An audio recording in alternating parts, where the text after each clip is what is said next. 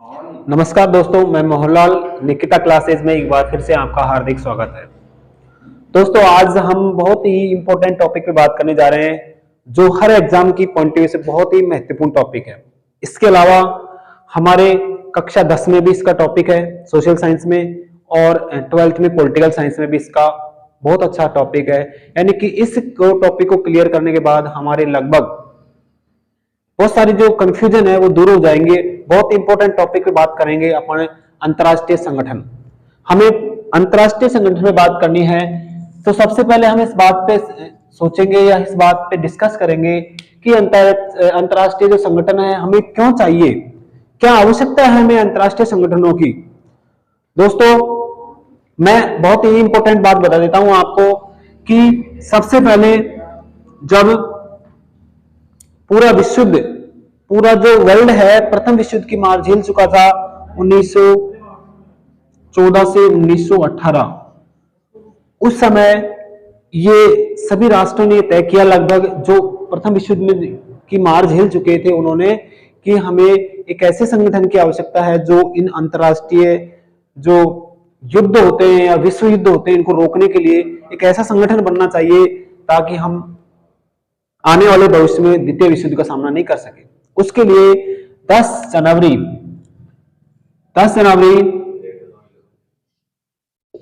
1920 को एक संगठन बनाया जिसका नाम था न्यायशीतल परिषद। दोस्तों, उस संगठन ने द्वितीय विश्व युद्ध को रोकने की कोशिश करी या नहीं करी, लेकिन वो असफल रहा। इसके बाद में हम उसकी असफलता का अनुमान लगा सकते हैं कि पुनः दूसरा विश्व युद्ध हो गया 39 से और 45 में। जब द्वितीय विश्व युद्ध चल रहा था उस समय ये घोषणा हुई कि हमें इन अंतर्राष्ट्रीय संगठनों की क्यों आवश्यकता है, या ये अंतर्राष्ट्रीय संगठन मानवता के विकास के लिए किस तरह सहायक हैं। दोस्तों, संयुक्त राष्ट्र संघ मानवता की प्रगति की आशा करता है या उसका प्रतीक है, न कि संयुक्त राष्ट्र संघ ये चाहता है कि अंतर्राष्ट्रीय स्तर पर युद्ध होते रहे। दोस्तों, युद्धों से किसी का बड़ा नहीं होने वाला, क्योंकि अपन समझते हैं कि जो संयुक्त राष्ट्र संघ है उसकी स्थापना की बात करेंगे, इसमें कितने सदस्य हैं और ये किस तरीके से हमारे लिए लाभकारी साबित होगा। देखिए, संयुक्त राष्ट्र संघ मानवता की प्रगति की आशा का प्रतीक है, यानी संयुक्त राष्ट्र संघ ये चाहता है कि मानव दिनों दिन प्रगति करता रहे और वो दिनों दिन प्रोग्रेस पे रहे। पूरा विश्व ये चाहता है कि कोई भी व्यक्ति या कोई भी समाज, कोई भी संस्था पीछे नहीं हटे। आगे देखते हैं अपन कि हमें संयुक्त राष्ट्र संघ की आवश्यकता क्यों पड़ी, संयुक्त राष्ट्र संघ का मेन उद्देश्य क्या होता है, इसके क्या कार्य होते हैं। देखो, सबसे पहले अपन बात करते हैं कि इसका इंपॉर्टेंट काम है युद्धों को रोकना। संयुक्त राष्ट्र संघ बच्चों, उसका मेन उद्देश्य यही है कि युद्धों को रोकना। इसके अलावा विश्व में शांति स्थापित करना, महामारी से निपटना। संयुक्त राष्ट्र संघ की एक संस्था है WHO, वर्ल्ड हेल्थ ऑर्गेनाइजेशन, वो कहती है कि स्वास्थ्य के क्षेत्र में अगर कोई महामारी आती है तो पहले ही वो सूचना करती है। वर्तमान में आप सभी ने देखा कि हमारा पूरा विश्व किस तरह कोविड से प्रभावित रहा। WHO की जो गाइडलाइन थी उनका लोगों ने पालन करा और धीरे धीरे इस समस्या का समाधान हो पाया। देखिए, संयुक्त राष्ट्र संघ की स्थापना 26 जून 1945 यानी कि 1945 को संयुक्त राष्ट्र संघ की स्थापना हुई। संयुक्त राष्ट्र संघ की स्थापना के समय इसमें 50 देशों ने हस्ताक्षर किए। सबसे पहले 50 देश थे संयुक्त राष्ट्र की स्थापना के समय।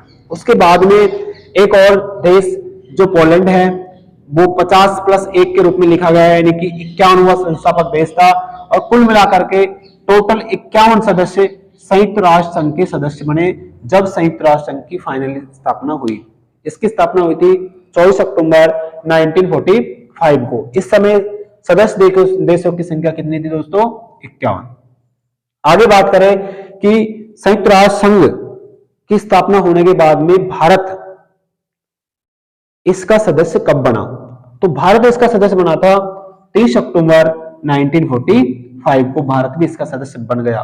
लेकिन दोस्तों, बड़े दुख की बात है कि भारत को आज भी इस संस्था में स्थायी सीट नहीं मिल पाई है। इसका रीजन आप आगे देखेंगे, आगे सोचेंगे, उसके बारे में विचार करेंगे। फिलहाल इसको समझते हैं कि संयुक्त राष्ट्र संघ किस तरह से बटा हुआ है, इसके कितने हिस्से, कितने भाग है।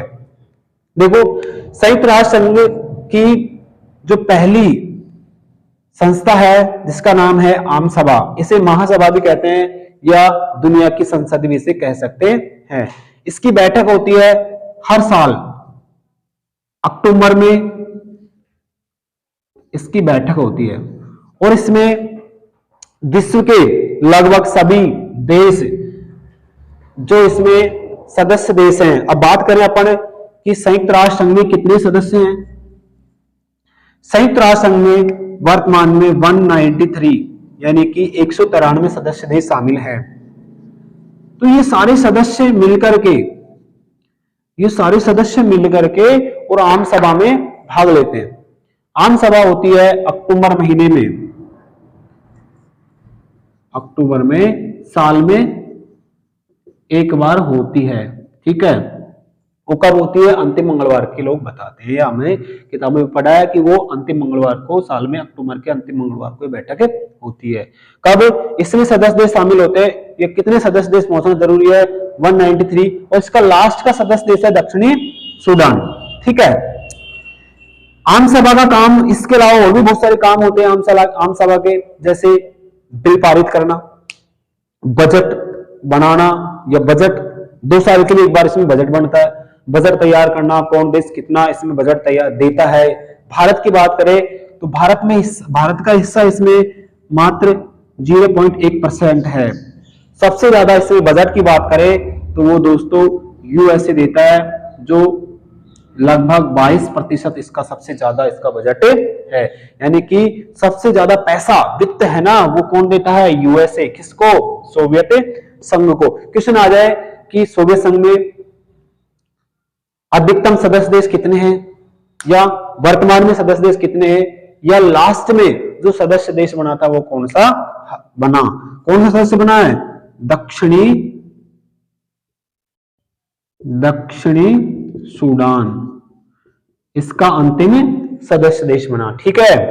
अब बात करते हैं अपन सुरक्षा परिषद, जो इसकी मेन, अपन समझे मेन पावर है इसकी, सिक्योरिटी काउंसिलिंग, सुरक्षा परिषद बहुत ही इंपॉर्टेंट भाग है इसका अंतरराष्ट्रीय संगठन का। सुरक्षा परिषद का मतलब है कि अगर 2 राष्ट्र आपस में लड़े या किसी भी तरह अशांति हो तो उसका निपटारा सुरक्षा परिषद करता है। इसे अंतरराष्ट्रीय पुलिस के नाम से भी जाना जाता है, यानी कि ये अंतरराष्ट्रीय पुलिस की भूमिका निभाती है। सुरक्षा परिषद की अपन बात करें तो इसमें दोस्तों टोटल 15 सदस्य होते हैं। 15 सदस्य इसमें टोटल होते हैं, जिनमें से 10 सदस्य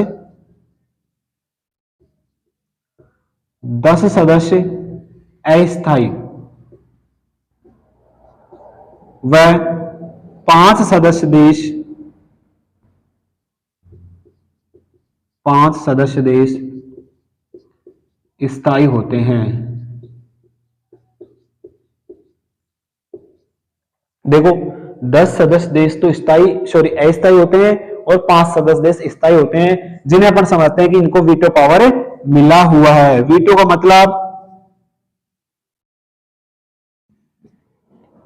मतलब ना करने की शक्ति, ना करना, किसी काम को मना करना, होने से रोकना, ये किसके पास है? ये इन 5 सदस्य देशों के पास है। इसमें हमारा प्यारा भारत नहीं आता है।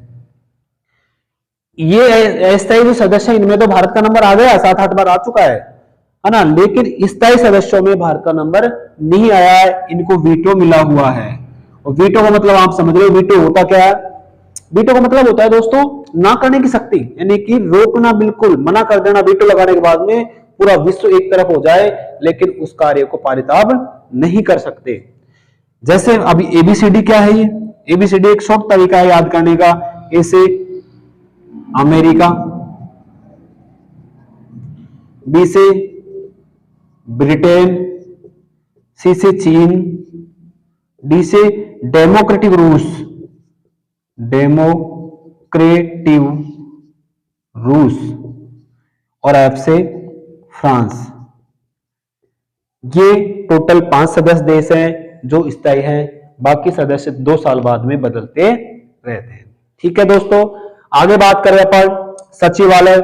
सचिवालय का काम क्या होता है?